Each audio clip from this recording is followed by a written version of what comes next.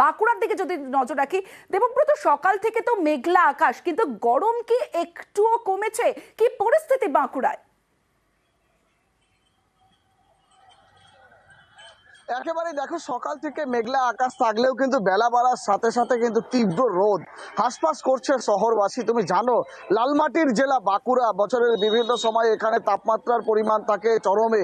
এখনো পর্যন্ত বাঁকুড়ার সর্বোচ্চ তাপমাত্রা, যেমনটাই তুমি বললে, 36.8 ডিগ্রি সেলসিয়াসের কাছাকাছি। স্বাভাবিকভাবে বুঝতেই পারছো কি পরিমাণে তাপমাত্রা রয়েছে।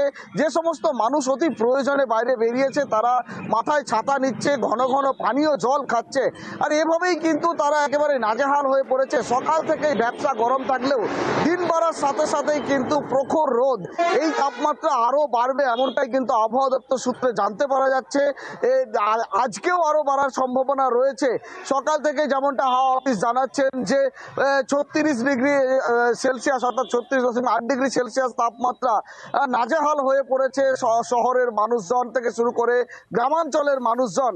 তারা কিন্তু একেবারে আতঙ্কেই রয়েছেন, কারণ যেমনটা হাওয়া অফিস বলছে যে 40 ডিগ্রি সেলসিয়াস তাপমাত্রার কাছাকাছি হতে পারে এই বাঁকুড়া, পুরুলিয়ার পাশে এই লালমাটির জেলা বাঁকুড়া।